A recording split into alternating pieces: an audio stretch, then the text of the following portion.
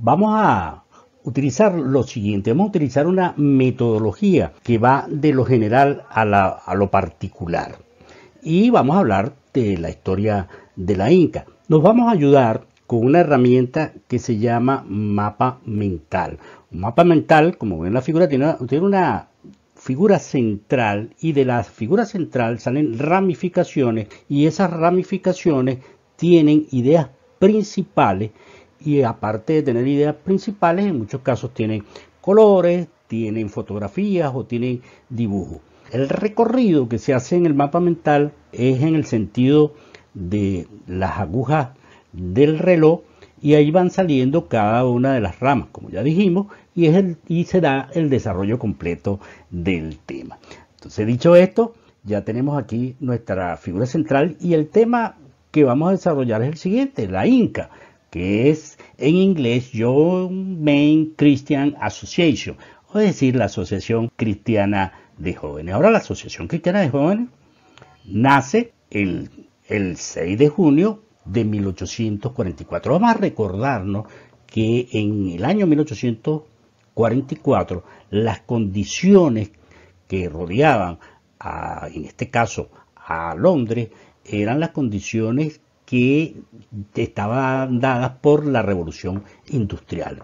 Con la revolución industrial hay un cambio completo en el mundo, porque se crean grandes fábricas en las grandes ciudades, y mucha de la gente que trabajaba en el campo se traslada a esas grandes ciudades, a esas grandes fábricas, con el objetivo de, mejorar su calidad de vida.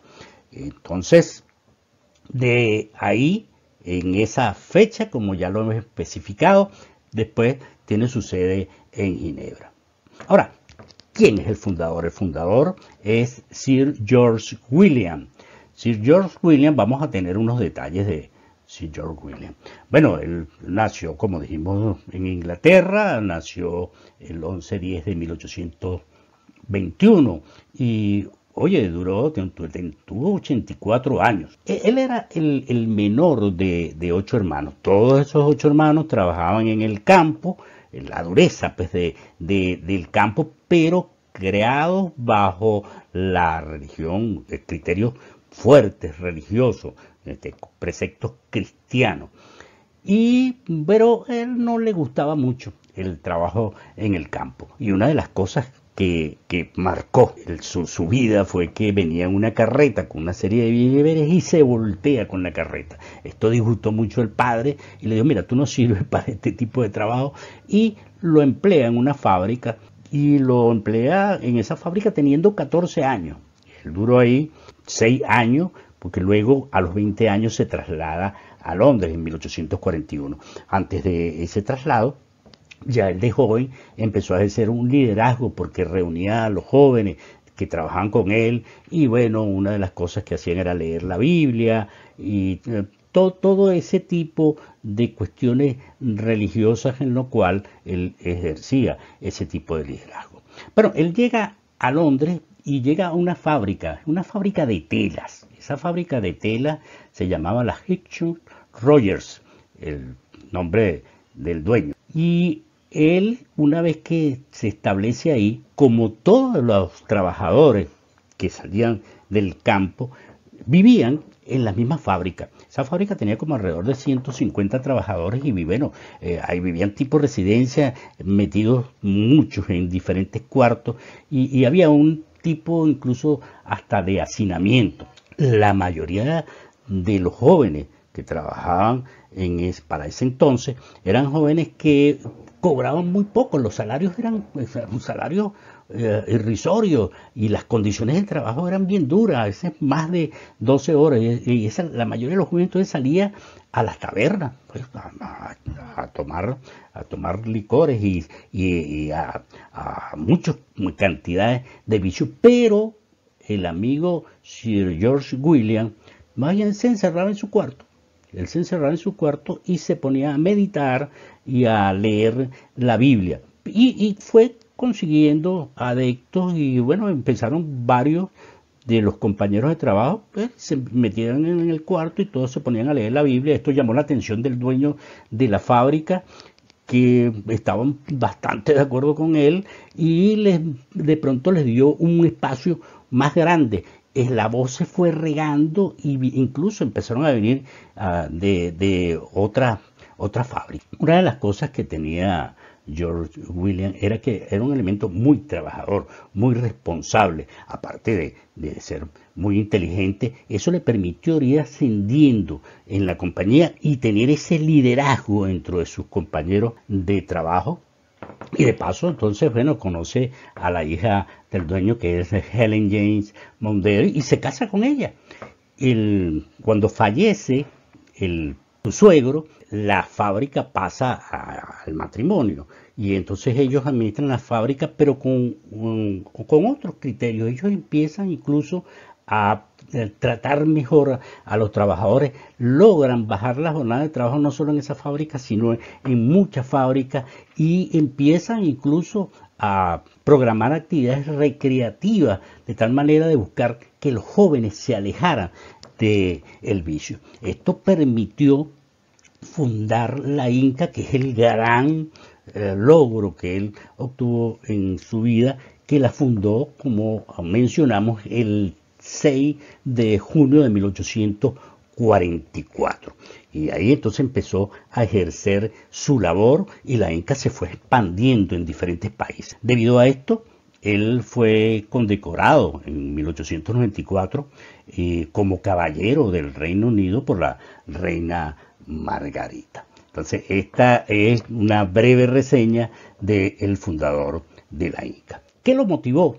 Como dijimos, las duras condiciones de trabajo, las tendencias del juego de los jóvenes, las bebidas, todo eso lo motivó a fundar la Inca.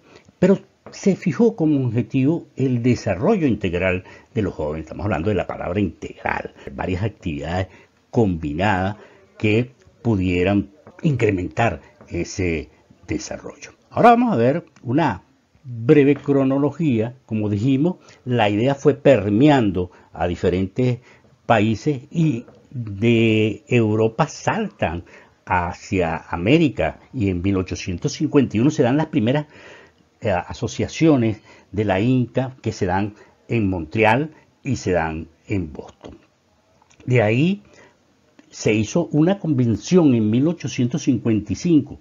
Es una primera convención internacional que se hace en París. Esta primera convención, pues, tuvo delegados de muchísimas partes del mundo. Eso hizo también que la idea siguiera calando y que más países formaran incas en diferentes partes. Como por ejemplo, está el caso de que en 1892 México funda su Inca. Luego, si bajamos a Latinoamérica, en 1902, en Argentina, en el mes de mayo, el 6 de mayo, en Argentina se funda la Inca. Luego le sigue Uruguay, en Montevideo, también un 6, pero del mes de abril de 1909. Luego tenemos la Inca en 1912, que se en Valparaíso, Chile. Entonces esta es una cronología de la fundación de la Inca. Bueno, ahora nos corresponde decir los logros que ha tenido la Inca. Uno de esos logros que vamos a mencionar son los siguientes. El caso del basquetbol y el caso del voleibol, que ambos fueron inventados por personas que trabajaban en la Inca. Estamos hablando de Estados Unidos. Tanto el basquetbol como el voleibol fueron en los años 1891 y 1895. Vamos a ver algunos detalles. Aquí tenemos a James Naismith. Bueno, él fue el inventor del baloncesto. Eso fue, como dijimos, ahí a finales de 1891. ¿Dónde? En Massachusetts, Springfield. Ahora, el caso de James Naismith, él fue un entrenador, también fue médico, también pasó por la parte de teología. Ahora, Naismith, él era jugador de fútbol cuando llegó a su universidad e incluso era un tipo bastante resistente jugando fútbol y en la posición que donde estaba, él tenía un pequeño problema, tenía problemas con las orejas, tenía las orejas muy grandes y bueno, en el fútbol americano pues se dan muchísimos golpes y él intentaba proteger sus orejas. Y entonces un día llegó a la cancha, llegó con una banda blanca que le tapaba las orejas y se puso como especie de unas correas. Entonces, cuando llegó ese partido, bueno, todo el mundo burlándose de él, pero eso le protegió las orejas y dio inicio también a que inventara lo que era el casco de fútbol. Entonces ese es el amigo James Naismith. Pero James Naismith, cuando no estaban jugando fútbol por las épocas de frío, decía, oye, pero esto está muy aburrido, no hay cómo hacer. Y entonces él se acordó cuando niño que jugaban un juego que llamaban Pato en la Roca. Un pato en la roca montaban en alto, montaban una roca grande y le tiraban una piedra, otra roca, de tal manera de tumbarla. Y bueno, en ese procedimiento llegaba un momento en que estaban buscando la manera de tumbarla, pero si la piedra caía en el suelo, había alguien que era como especie de un vigilante. La persona tenía que ir a recoger la piedra y el vigilante no dejaba que la recogiera. Si lo capturaba, lo lograba capturar recogiendo la piedra, pues perdía el turno y pasaba el vigilante pues a lanzar la piedra. Llegó el momento en que ya incluso empezaban a lanzarla con movimiento tipo parabólico, de tal manera que pudiera caer. Entonces, él llegó y dijo, bueno, mira, estamos aquí, y incluso fíjense que ahí tienen la foto, tiene una cesta de recoger manzana. En esa cesta de recoger manzana utilizaba un balón y lo iban metiendo allí. Entonces, de ahí sale el invento del baloncesto. Para los amigos del Centro Juvenil de Catia, nuestros deportistas, pues ya saben de cuál es el origen del baloncesto. Y él, bueno, participó incluso cuando el baloncesto no era un deporte olímpico, sino que estaban en las tipo exhibiciones, pues ellos iban y él fue uno de los representantes y luego en los primeros juegos también como el representante de la Federación Americana. Ahora, una de las cosas que logra después con esto es que, bueno, agarró fama mundial con este juego y el Salón de la Fama de baloncesto. Su nombre completo es Naismith Memorial Basketball Hall of Fame.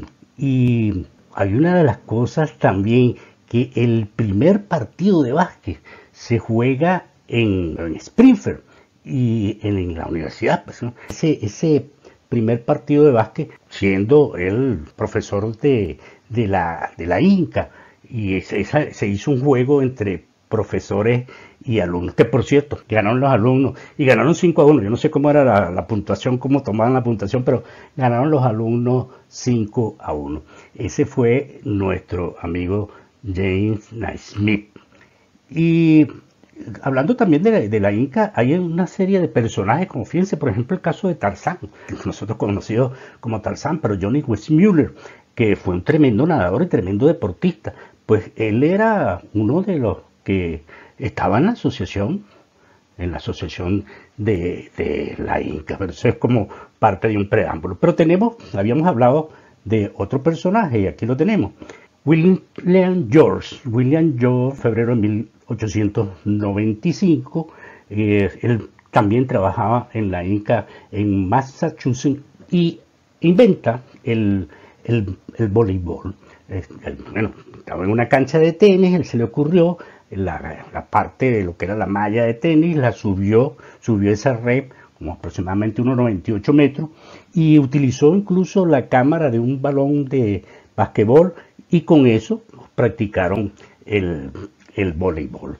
La idea de estos deportes era que contrarrestarlo con deportes como el caso del fútbol, que decían que eran deportes bien violentos, pero nosotros sabemos, y hay que nos lo digan nuestros muchachos de basqueteros de la Inca, que bueno, el básquet también tiene su violencia, y si vamos al voleibol, bueno, cuando da un mate de esos fuertes, bueno, hay que vérsela. Pero entonces estos son nuestros dos personajes, estos han sido dos logros de la Inca. Bueno, seguimos aquí con los logros de la Inca y nos vamos a ir para el año 1930 y vamos a viajar hacia Uruguay, Montevideo. ¿Por qué? Porque Uruguay, Montevideo se creó y se reglamentó el fútbol de sala. Ahora, ¿quién lo hace? Pues lo hace Juan Carlos Seriani, Gabriel. Juan Carlos Seriani, un profesor que nació en Argentina, estamos hablando en el año 1907 y duró mucho tiempo, también fue bastante longevo. Y fíjense que estudió en Massachusetts, en Springfield. Y bueno, en 1930, en la Inca de Montevideo, donde él trabajaba, inventa el fútbol de sala. Para ese momento, estamos hablando del año 1930, donde Uruguay queda campeón de fútbol, el fútbol de cancha, y resulta que eso trajo como consecuencia que la cantidad de jóvenes, niños, aquello era una fiebre por todos lados de gente jugando fútbol, pero no había cancha, no había sitios donde practicarlo. Yo sé que lo hacían en las calles, lo hacían en todos los sitios. Y entonces él dijo, bueno, pero ¿por qué no lo hacemos en una cancha que sea mucho más pequeña? Y vamos a agarrar varias cosas de varios deportes, como por ejemplo utilizar las reglas del balonmano por un lado y del baloncesto y bueno, por supuesto las reglas del fútbol de campo. Y así nace entonces y se hace a nivel mundial, se hace famoso Juan Carlos y bueno, ese es parte de otro de los logros de la Inca en la parte deportiva. Hay una simbiosis importante entre lo que es el movimiento Scout y su fundación y bueno, con su fundador Robert Baden-Powell. Vamos a ver algunos detalles. Vamos a hablar de Roberto Stephenson Smith Baden-Powell. Bueno, este personaje nació en Londres, Inglaterra. Estamos hablando de que nació en febrero de 1857. Su padre fue un reverendo, Baden-Powell, profesor de la Universidad de Oxford, y su madre fue Grace, que fue la hija de un almirante famoso, W.T. Smith.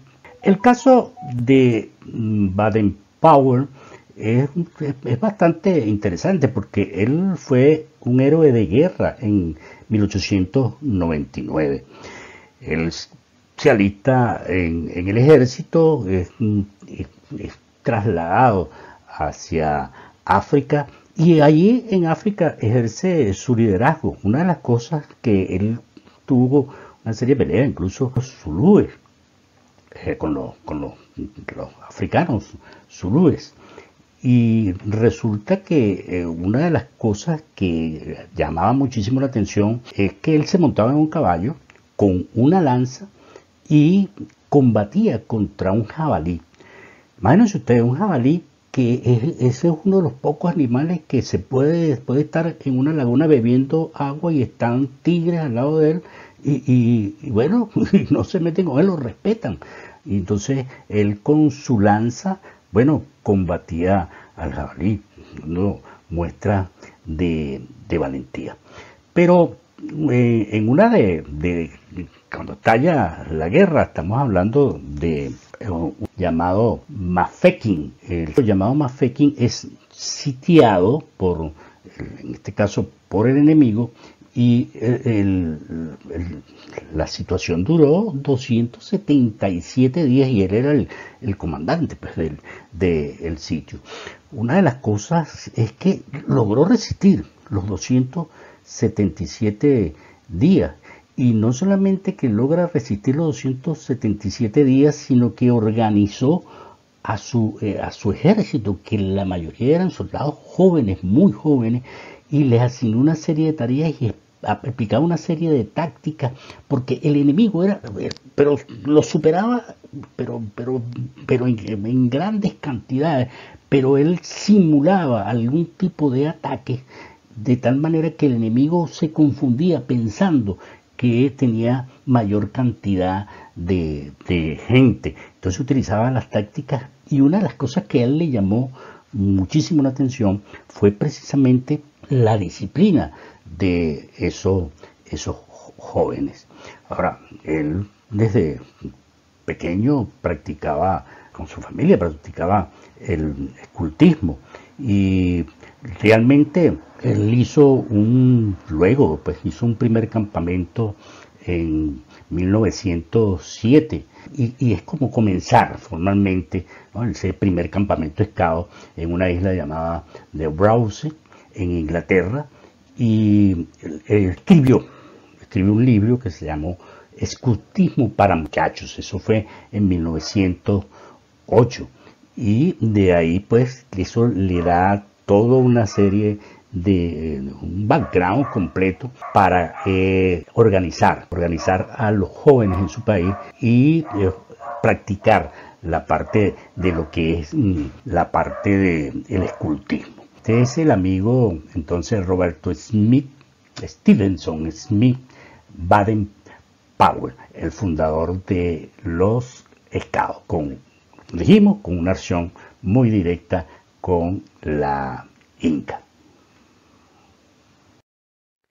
Bueno, siguiendo con nuestra metodología, vamos a llegar ahora al año 1946. En 1946 hay un personaje llamado John Riley Mott que gana el premio Nobel de la Paz. Vamos a ver cuál es la relación que existe.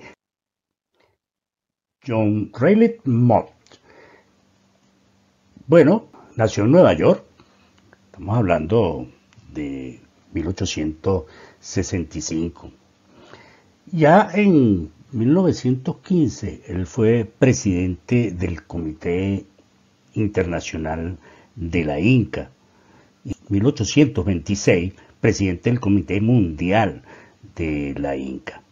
Para, como dijimos, llegar a 1946, donde obtiene el Premio Nobel de la Paz. Realmente, desde joven, él estuvo ligado a la Inca y siempre estuvo ligado a la Inca. De hecho, le ofrecieron muchísimas veces, que formara parte del gabinete presidencial en los Estados Unidos y él rechazaba amablemente las ofertas porque él decía pues que su pasión y su dedicación era hacia la Inca y por sus servicios humanitarios le dan el Premio Nobel de la Paz. Ahora, cuando hablamos de Premio Nobel de la Paz, estamos hablando, mucha gente dice, bueno, la Inca tiene un Premio Nobel de la Paz. Realmente tenemos que tomar en cuenta que los premios Nobel se le dan a personalidades, no a instituciones. Sin embargo, por supuesto, él en ese momento era representante de la Inca. Una de las cosas que podemos hablar como anécdota de John Riley Mott es la siguiente. Él con un amigo y debido al trabajo que realizaba, porque no solamente era el trabajo realizado a través de la Inca, sino también a nivel de muchas instituciones eclesiásticas. Bueno, ese tipo de actividad fue vista por muchísimas personas y en una de las personas adineradas le ofreció a él y a un amigo, le ofreció unos pasajes en primera clase en el Titanic. Bueno, imagínense ustedes. Y cuando le dan los pasajes en el Titanic, él llegó y dijo, no, junto con el amigo decidieron no tomar el viaje en el Titanic, pero sí viajar pagándose ellos su pasaje en otro transatlántico muchísimo más económico. Por supuesto, después se enteran de la noticia de la tragedia del Titanic y se miran uno al otro y dicen, caramba, esto quiere decir que Dios nos tiene una misión que debemos entonces activarla aquí en la Tierra. Bueno, y fíjense que llegó a Premio Nobel de la Paz por su servicio humanitario. Ahora, hay otro personaje que se llama Henry Dunant, también Henry Dunant relacionado con la Cruz Roja inicialmente, porque Henry Dunant fue fundador de la Cruz Roja, pero una vez que funda la Cruz Roja, él no duró mucho tiempo en la Cruz Roja, tuvo prácticamente como un año. Lo que sí había comentado yo anteriormente, que él participó en una batalla que se llamó la Batalla de Solferino, pero él iba hacia Solferino por cuestiones de negocios y se consigue ahí la batalla y se consigue todo el desastre de muertos y bueno, ejerce su liderazgo y logra atender a los heridos de ambos bandos. Entonces decía que eso era una cuestión humanitaria.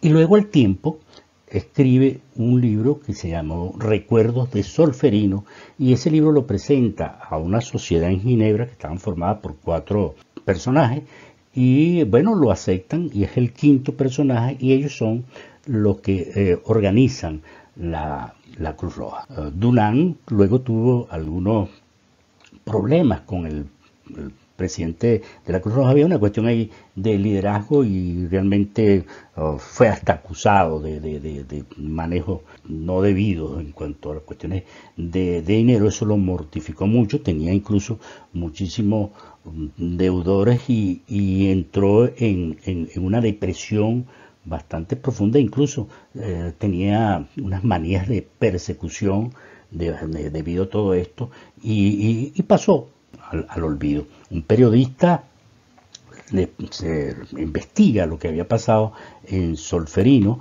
y se da cuenta que Dunant estaba en Ginebra y lo ubica y hay una reivindicación, pero ya realmente Dunant estaba viejo. Sin embargo, él lo promueven para el premio Nobel y al promoverlo como participante, o sea, como aspirante al premio Nobel, una de las cosas, por supuesto, que se tomó en cuenta fue su actuación por la defensa de los derechos humanos de los soldados de cualquier bando. Una de las cosas que estuvo Dunant es que ya al final, todavía con sus problemas psicológicos, fue internado en una casa hogar y dentro de las herencias que dejó, o sea, con la parte del premio Nobel, repartió el premio a muchas instituciones y una de las cosas que dejó fue una cama paga para cualquier persona que necesitara en el sitio donde él había estado. Aquí tenemos 2 personajes que ganaron premios Nobel. En el caso de Mott, 1946, y en el caso de Dunant fue en 1901. Realmente, como habíamos dicho, Dunant, miembro fundador de la Inca y de la Cruz Roja Mundial, y al recibir ese premio, pues viene la relación con la Inca. Entonces, bueno, estos han sido nuestros otros 2 personajes y su contribución a la Inca y a la humanidad. Bueno, seguimos viajando en la máquina del tiempo, pero aquí nos estacionamos en el año 1946. Pero estamos hablando ahora del 9/4 de 1946. Vamos a ver la relación que hay, porque dice que en Venezuela pues comienza el 9/4 de 1946, comienza la Inca.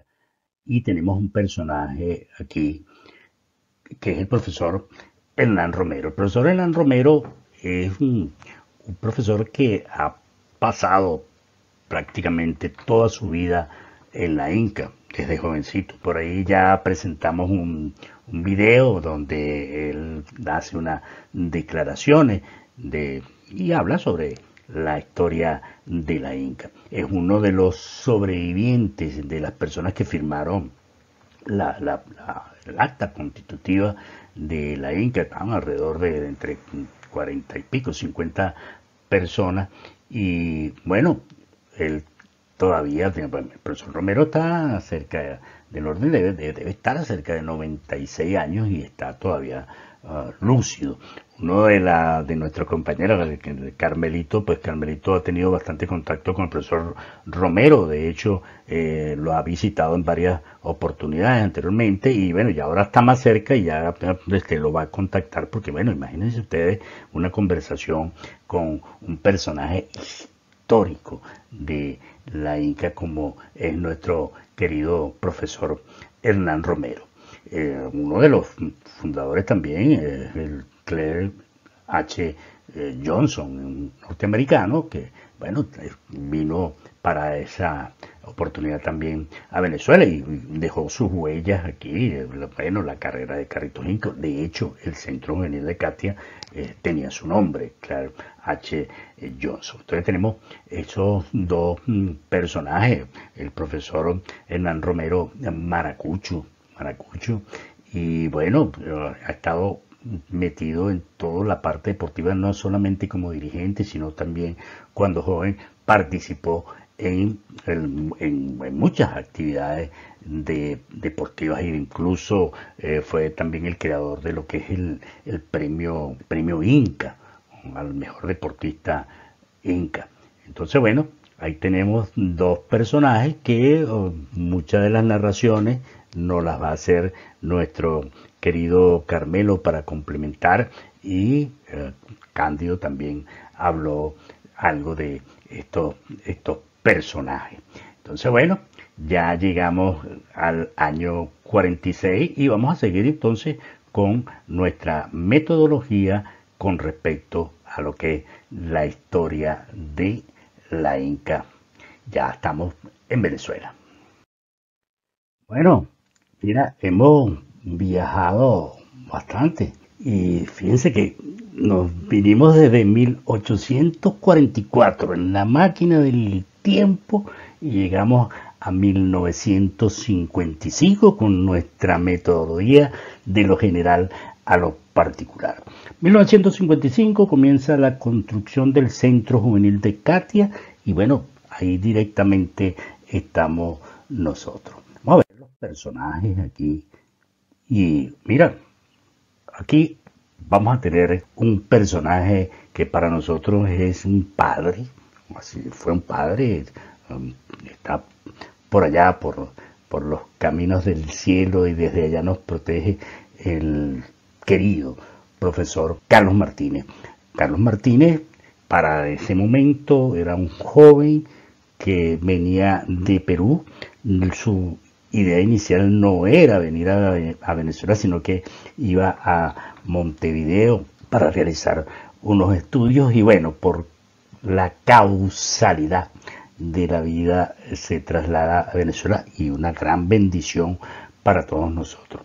Y ahí obtiene una relación directa con las empresas Mendoza a través de su presidente Eugenio Mendoza, que para esos momentos estaba también proactivo con su empresa. Y bueno, hay una relación muy directa entre Eugenio Mendoza y la Inca, por un lado, y, por supuesto, una relación directa con nuestro querido profesor Carlos Martínez. Carlos Martínez para nosotros es un ícono de Katia y todas las referencias que nosotros hemos tenido en cuanto a las actividades, de todas las actividades, estamos hablando de los campamentos, estamos hablando de la carrera de carritos Inca, estamos hablando de los intercambios deportivos, estamos hablando de la natación, en todas partes está nuestro querido profesor Carlos Martínez. Caso de Eugenio Mendoza como empresario, pues y parte de la Fundación Mendoza, pues fue un soporte importantísimo para el Centro Juvenil de Katia. El Centro Juvenil de Katia luego después tuvo su piscina y no solamente desde el punto de vista de la estructura de las instalaciones, sino la parte humana, que ha tenido la gran suerte de pasar por el Centro Juvenil de Katia y de pronto empezaron a salir una serie de personajes importantes. Mira, deportistas destacados, gente estudiosa, gente proactiva, gente colaboradora y gente, al final de cuentas, exitosa. Y dentro de ese éxito, nosotros tenemos, a nuestra generación 77. Pero ahí tenemos también a una serie de miembros fundadores del Centro Juvenil de Katia. Ahí se ve a Vidal, la esposa de Vidal, está Puerta, está mi hermano Orlando, está Iván Duque, está William, está el hermano de Morocho, está, por supuesto, Eugenio Mendoza, está Jesús Vallenilla, está Juan Castillejo, está Luis Bravo, o sea, una serie de personajes que son los pioneros realmente y son los miembros fundadores del Centro Juvenil de Katia, que nosotros siempre también le hacemos honor a esos pioneros que nos enseñaron muchísimas cosas y fueron también deportistas destacados y después en la vida se han destacado también. Entonces, cuando hablamos del Centro Juvenil de Katia y tenemos nuestro referente que es Carmelo Torre, que tiene todo lo que es una historia desde ese año 46 en adelante y hasta los momentos, porque seguimos activos en lo que es toda la información del Centro Juvenil de Katia y, por supuesto, orgullosos de pertenecer a un grupo que es un grupo que nosotros podemos decir que es un grupo de gente buena, gente emprendedora que tiene una serie de proyectos y tiene un potencial que lo estamos reconociendo y así lo vemos en gente que tiene un programa de música, Robin, y él estaba nuestro querido Kirikiri, que esa llama que nunca se va a apagar porque siempre nos está acompañando a donde también nosotros vamos.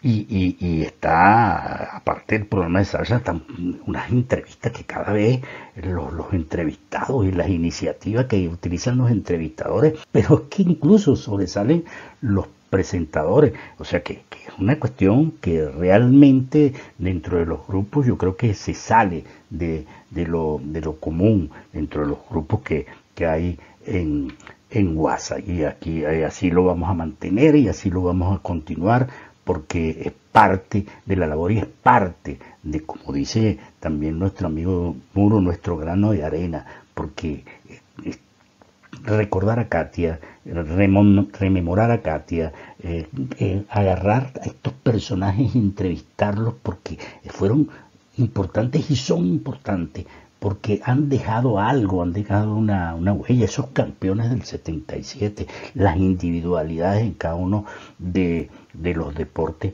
pues mira, es algo que merece que un gran aplauso de incluso la comunidad, porque eso es ser buen venezolano, ya lo demuestra. Entonces, dentro de nuestra metodología vamos a cubrir la última parte. Bueno, finalmente ya para concluir de nuestro paseo a través de una serie de años, a través de una serie de personajes, a través de una serie de anécdotas, nosotros habíamos hablado del triángulo de la Inca. Una de las cosas que vamos a decir es que el triángulo de la Inca, como lo estamos viendo en este momento, en muchas otras partes de la Inca, el triángulo tiene otra estructura, otra configuración, pero este es el triángulo que nosotros conocemos. Lo importante es la relación que vamos a señalar, que es la siguiente. Hay un equilibrio entre alma, mente y cuerpo. Eso es lo que nos dice nuestro triángulo. Y ese equilibrio es como todo una relación que uno podemos decir que una cosa va directamente con la otra. Y entonces eso es lo que forma una equidad. Y es como si estuviésemos hablando de trabajo en equipo. Y bueno, vamos a decir que también hay muchas cosas que dependen de lo que la gente pueda interpretar, porque unos hablan de alma, otros hablan de espíritu, pero para nosotros que hemos estado dentro de la Inca y sobre todo la cantidad de personas que son deportistas saben que hay una relación muy directa, en todo caso, entre la mente y el cuerpo. Y hay cantidades de estudiosos que nos hablan de esa relación, incluso llegan hasta lo que es el manejo del cerebro. En síntesis, yo diría que cuando tengamos oportunidad nos paseemos por lo que es la inteligencia emocional o desde el punto de vista de la inteligencia, lo que son las inteligencias múltiples. Las inteligencias múltiples, estamos hablando de Gardner, quien, bueno, dijo que no solamente había un solo tipo de inteligencia, sino hay otras inteligencias, la musical, la kinestésica, y bueno, la matemática. Bueno, hay esa combinación de inteligencia. Y Goleman habló entonces de la inteligencia emocional.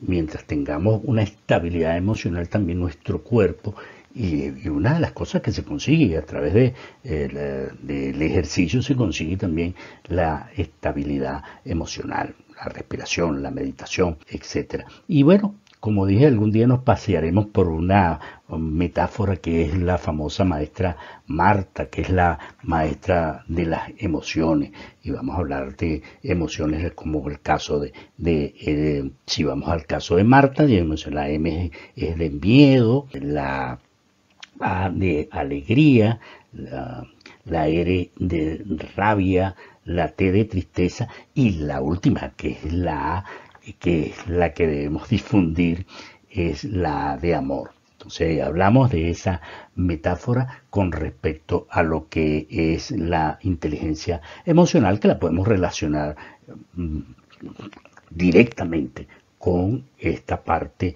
de lo que es el triángulo de la Inca y esos tres factores que nos están mencionando. Entonces, bueno, ya hemos hecho nuestro recorrido y solo me queda darle las gracias por la atención que prestada. Y bueno, yo sé que vamos a hacer todo ese largo camino y vamos a ir hacia el conocimiento, que es parte de lo que nosotros queremos también transmitir. Entonces, esto es Katia. Y Katia, como dijimos, y lo vamos a repetir siempre, Katia somos todo, Katia no se rinde y Katia es la luz que nunca se apagará. Esos son los mensajes. Y bueno, y Katia se montó hoy en la máquina del tiempo. Muchísimas gracias.